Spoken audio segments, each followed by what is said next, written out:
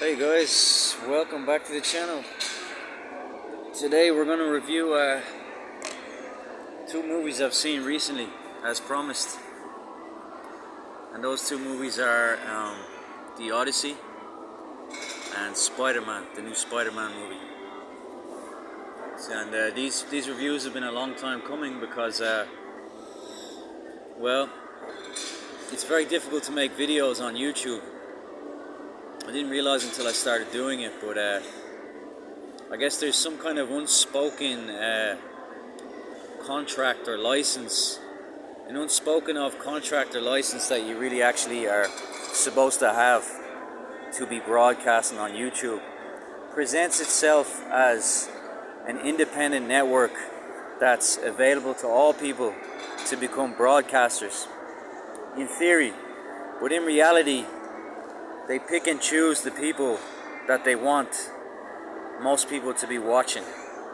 And if you get on here without signing that unspoken of contract or having that unspoken of broadcasting license, you'll find that the whole world around you just turns on you. All the authorities, all the NPCs, anything that can basically disturb you or make noise just starts going off.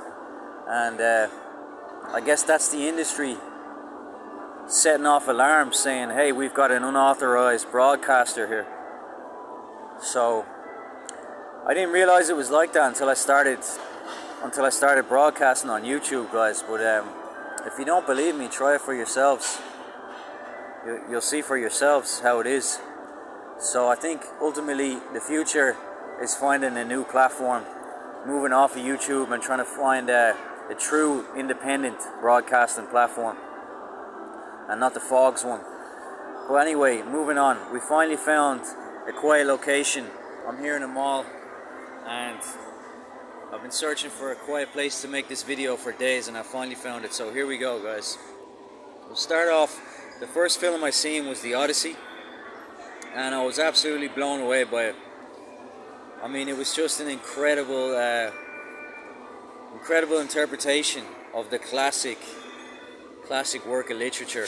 It was just incredible, guys. I was just blown away by it. You know, there was so much to learn from it. There was so much hidden meaning. But I want to start with the part that stood out the most to me, which was Matt Damon's performance. I mean, his performance of Odysseus. I don't know, guys, it was just perfection. You know, I don't know how else to describe it. It was absolute perfection. And I reckon everybody who watched that fell in love with Odysseus, regardless of whether you were a man, woman, child. You just fell in love with that man. He was just, he's the kind of hero everyone's looking for, you know, in life. He's the kind of hero everybody dreams about. And it's that kind of guy that no matter what situation presents itself, no matter how terrifying, no matter how unusual, no matter how mystifying and stressful, he just has that kind of approach that it's always like, what now? Never why us, never a victim mentality, but always that mentality of what now, you know, never why us, victimhood, but always why now, what now, you know. And you noticed it, like, from the Cyclops scene to the storms that wrecked the ships, to the sea monster that devoured his men, and all the numerous challenges they faced. Odysseus through it all was just cold, emotionless, like a Jedi, just always thinking about what to do next. And I was just blown away by that. You know, that's the kind of leader that people just follow automatically, you know. There's no resistance, there's no coercion required. People just follow somebody like that because they trust them, you know what I mean? They trust them that they'll guide them through whatever difficulty, whatever issue they face, you know. And the reality was that if Odysseus's men had have had have trusted him and followed him and put their faith in him, they all would have survived, or most of them would have survived. But the fact was that they all decided to go their own way at some point, and that ended up being their downfall in the movie, and that's why he ended up being the only survivor, because he was the only one that had that approach of never getting emotional, never getting flustered, never getting caught up in the situation or in the moment, never panicking. Just no matter what happens, he's always staying cool, calm and collected. And and from my experience, guys, only God can really give you that kind of resolve, that kind of fortitude, that kind of strength, that kind of resilience. It only comes from God, And I think Odysseus, he was disobedient to God, and that's why he suffered and struggled, all the trials that he struggled and suffered. But I don't think he was in opposition to God. I think he was a man of God. He was a man of God who was went his own way and made his own mistakes. But he survived, He survived that rebellious streak that he had. And the only way he could have survived it was by staying true to God the way he did, Or the gods as they were back then, and God as it is today. But what else can we talk about? I wanted to talk about how the Trojan horse, the trick that was played on the city of Troy with the Trojan horse. A lot of people don't realize how significant a moment that was in human history. But I'm going to explain to you why it was such a significant moment in human history. You see, the Trojan horse that was used against Troy, it was the first trick that was ever played in the history of humanity. Up until that point, everything was fair and square, if you will. Everything was straight up. If a battle was to be fought, it was a pitched battle that was fought on fair terms, and there was never any trickery involved, And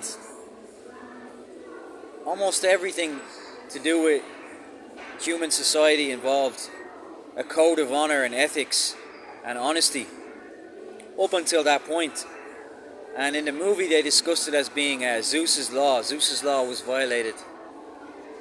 And Zeus's law was, you treat others as you would have them treat you.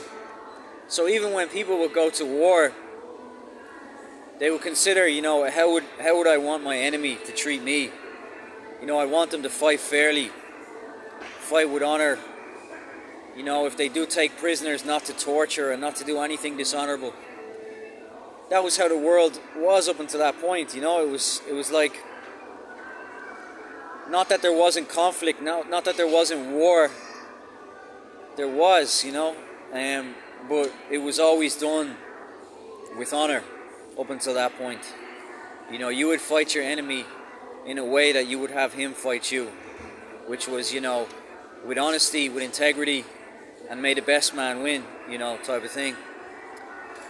But when the Trojan horse trick was played, that changed everything. That changed everything about human society, about human nature, about the world we live in.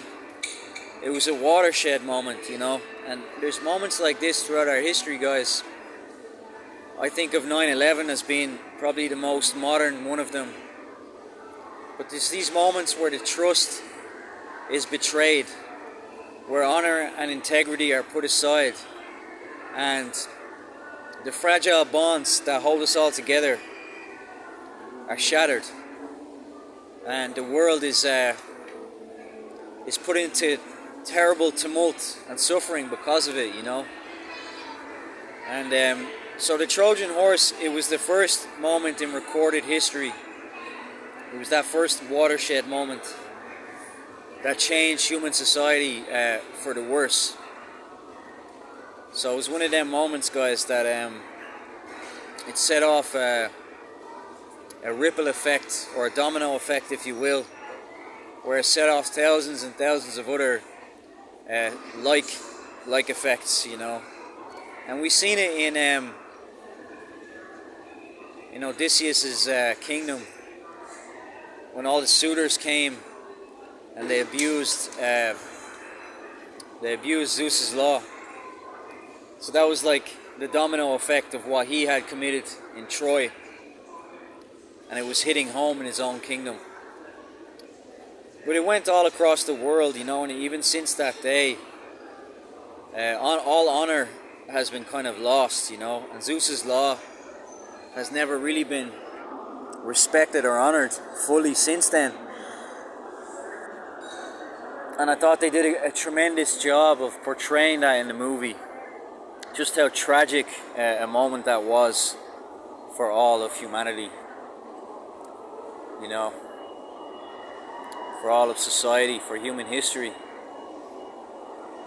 And, Odysseus, he wasn't an unlikable character. His cause was very relatable.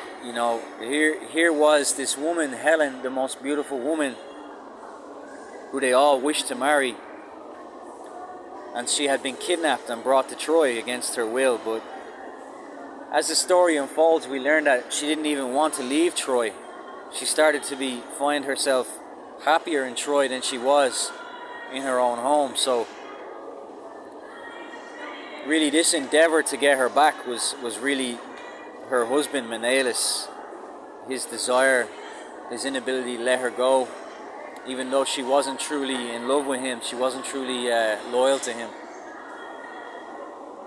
So Menelaus's mistake kind of dragged Odysseus and Agamemnon and the rest of the soldiers along with them,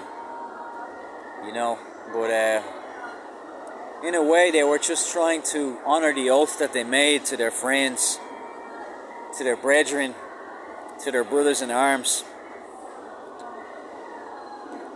And, they ended up doing a terrible thing. Sometimes in life, morality is complicated.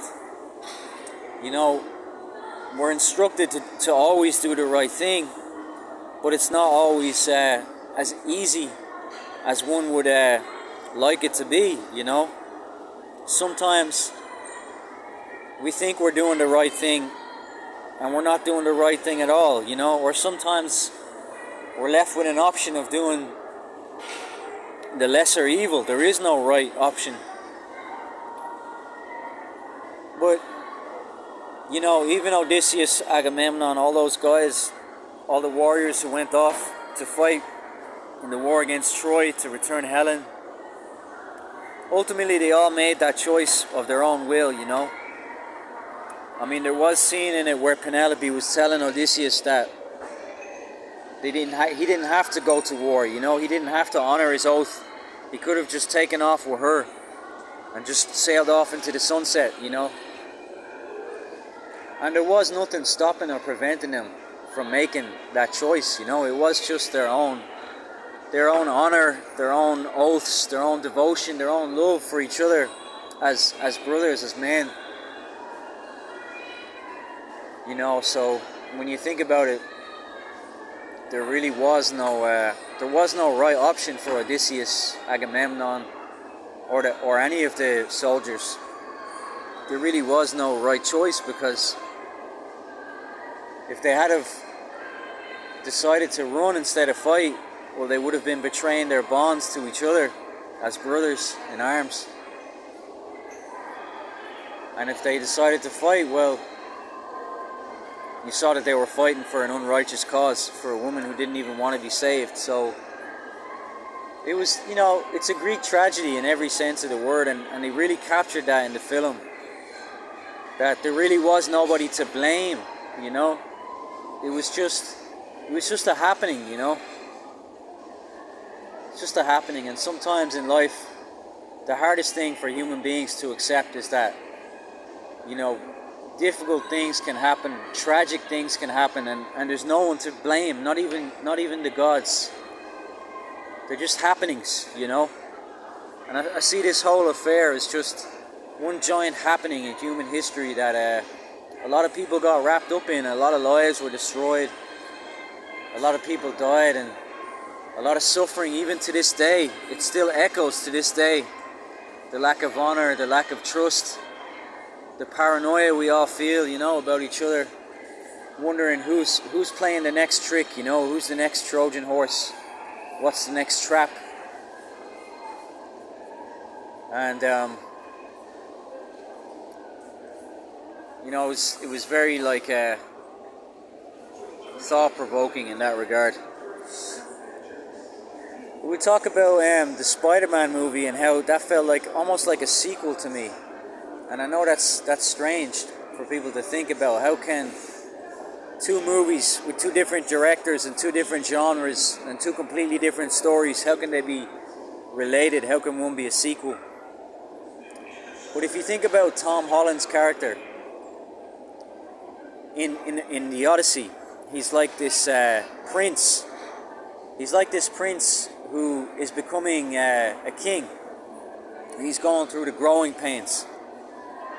And it's very similar to what was happening to Spider-Man in the Spider-Man movie.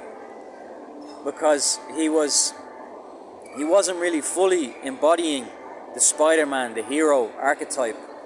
He was still using the artificial webs, and he hadn't really fully embraced his true heroic side yet.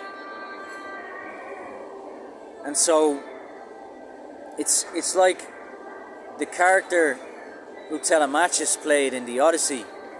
His story arc continued into the Spider-Man film, and it reached its conclusion in that film when we see him fully embody the superhero archetype, no longer using the artificial means to do the heroic things, the heroic deeds, but using his own superhero nature.